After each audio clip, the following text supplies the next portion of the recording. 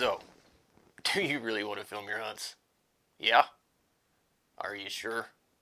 Well, I got something for you. Every time we go there, people seem to know their place.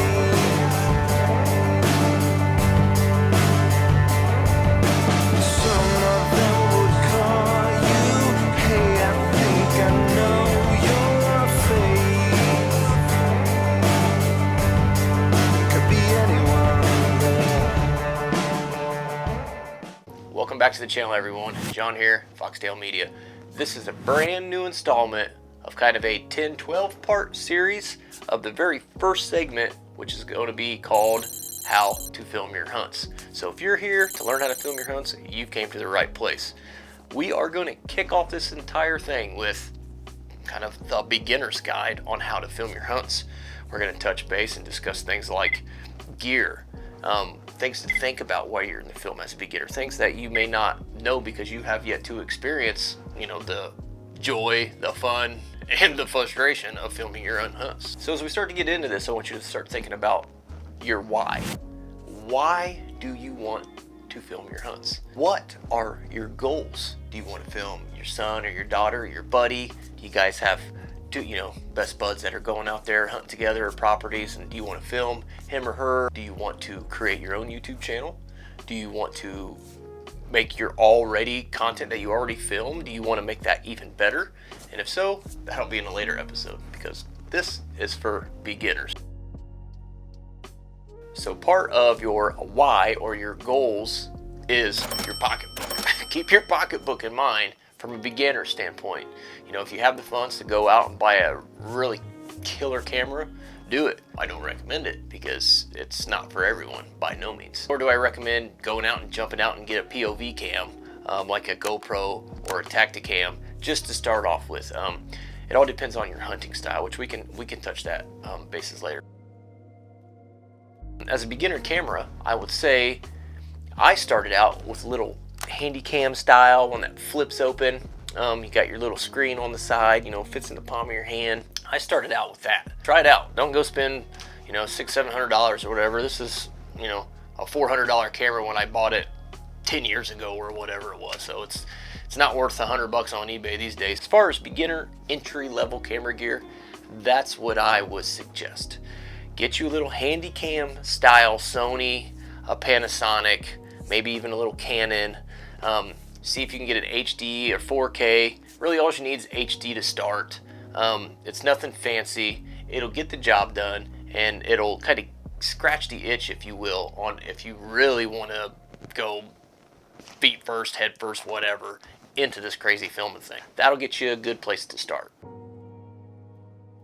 So let's list some of the pros and some of the cons for entry-level style cameras. Some of the pros are they're light, they're packable, they're very user-friendly and very, very easy to use, and they get the job done. A lot of them have great zoom capability, can zoom real far in. Some of them you can get a remote and they'll work on. Most, I believe, don't. You just always zoom in by hand.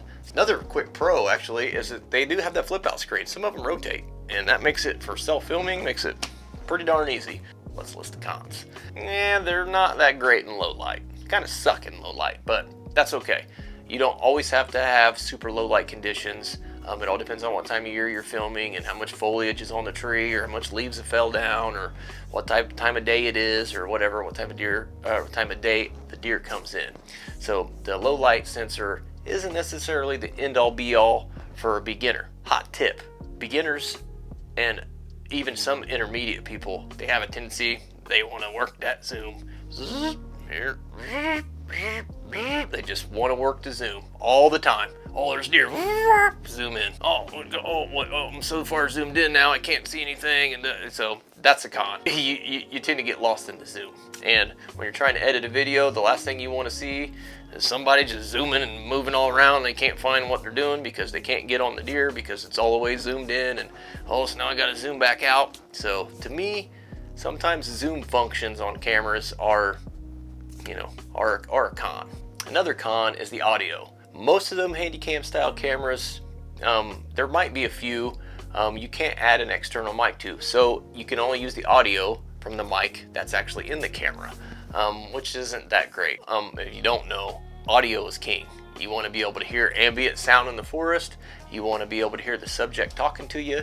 And if you can't do that, then you basically got a video. Maybe you want to overlay some music and boom, boom, boom, boom, boom, have the deer walking in or something. I don't know.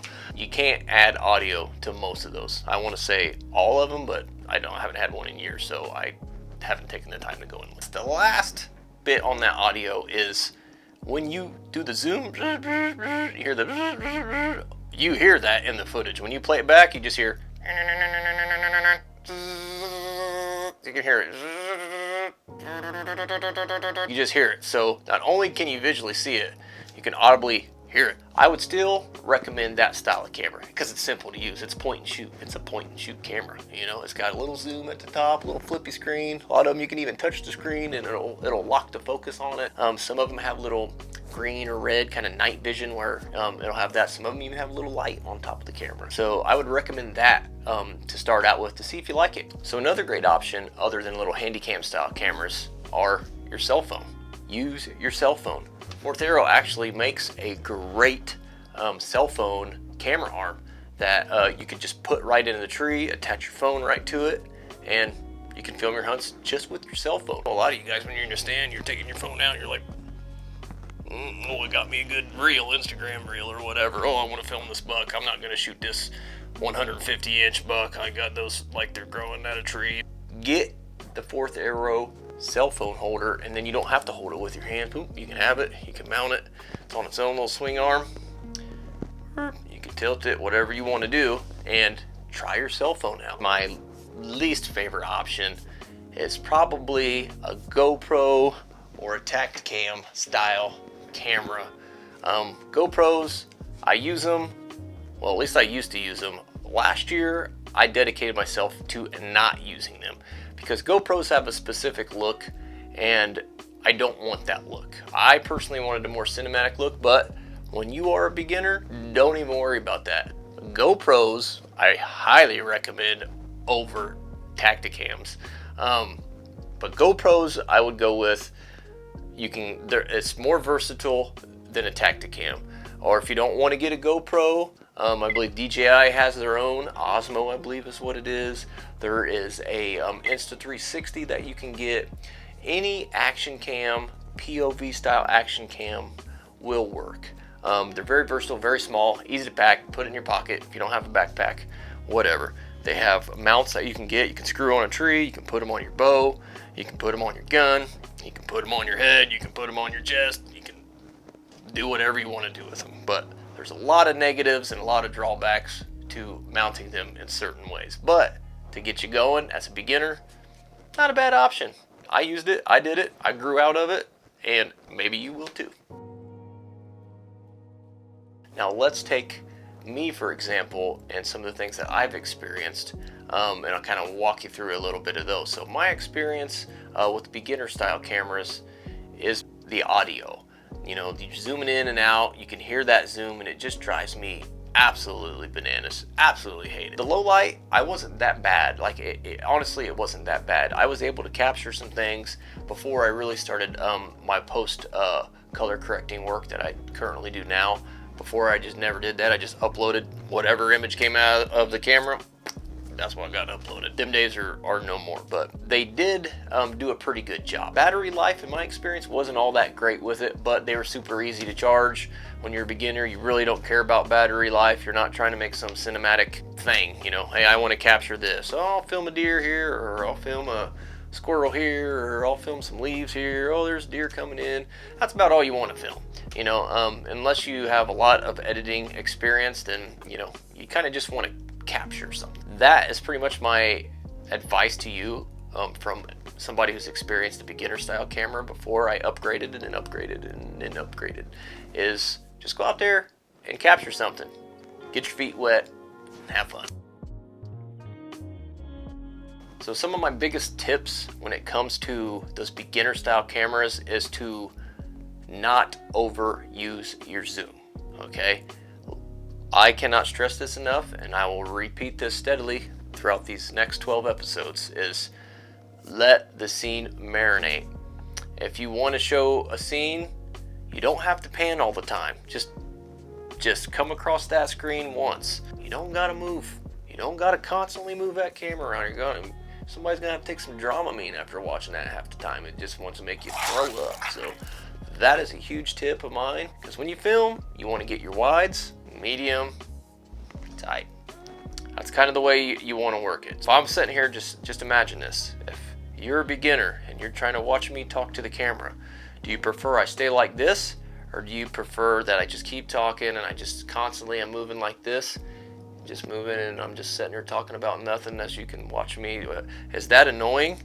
Yeah, it's annoying. So don't be working that zoom. That's my biggest tip. So that's it. Episode 1 of the segment of how to film your hunt, the beginner's guide.